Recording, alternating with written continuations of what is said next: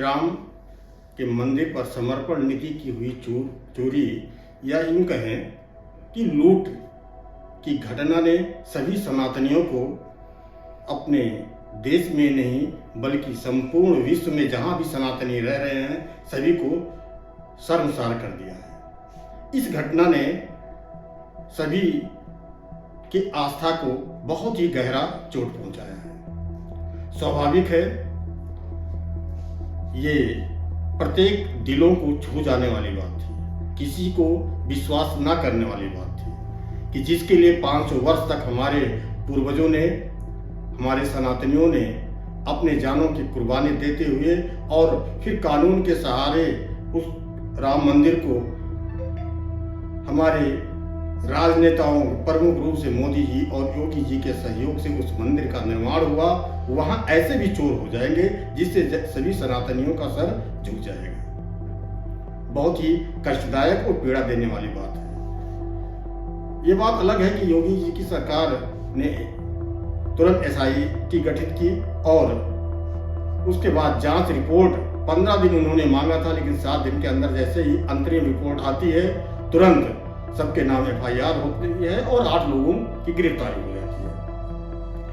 और उसके बाद बहुत सी धनराशि वो उनके यहाँ से मिलती भी बरामद भी हो जाती है। अब लेकिन सवाल ये उठता है कि आज इस मुद्दे में राजनीतिक रोटी सेक कौन रहा है?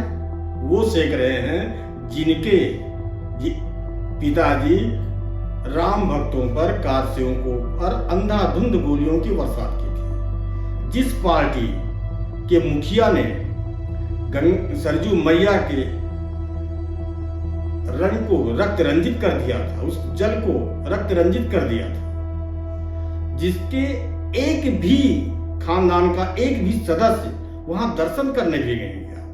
यहां तक दावे के साथ मैं कह सकता हूं कि समाजवादी पार्टी की मुखिया ने आज तक कहीं भी समर्पण निधि के रूप में 1 रुपए की भी रसीद नहीं कटवाई है। सवाल वो उठा रहे हैं। उस समय जब मंदिर बन रहा था तब उनको अन्य चीज बनने की बात आ रही थी कि मंदिर बनना ये उचित नहीं है, ये आपसी सौहार्द को बिगाड़ेगा। लेकिन आज एक ऐसी छोटी सी घटना हुई जिसमें उनका कोई योगदान नहीं है, न मंदिर बनने में और न समर्पण निधि में,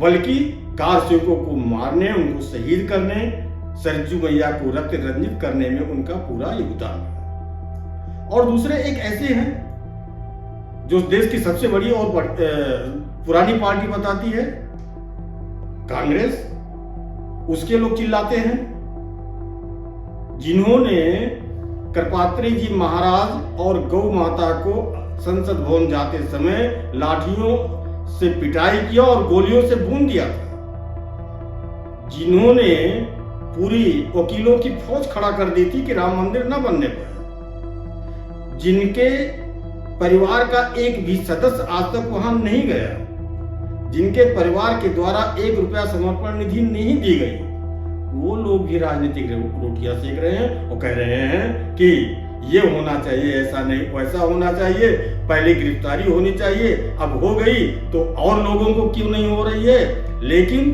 जब योगी जी ने कह दिया कि ये कोई बचने नहीं पाएगा, जो भी भगवान राम के आस्था के साथ उनके समर्पण निधि को चुराने का काम किया है उसकी सजा भगवान तो देंगे ही, कानून के द्वारा उन्हें कठोरतम सजा दी जाएगी। साथ ही एक कालनेमी भी है जिसकी नानी ये कहा करती थी कि किसी दूसरे की जमीन पर कब्जा करके मंदिर बनाने के लिए वहां जाने की जरूरत नहीं है। हाँ, मैं बात कर रहा हूं केजरीवाल की। वो भी जाकर के वहां अपना राग लाभ रहा,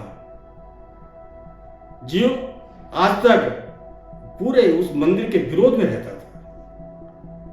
तो ऐसे राजनेताओं को भी बचना चाहिए, क्योंकि जनता सब देखती है कि कौन राम मंदिर के निर्माण में साथ खड़ा था, कौन आज उन चोरों को उनकी सजा दिलवाने के लिए पूरी व्यवस्था, कानून व्यवस्था और पुलिस को लगाए हुए है।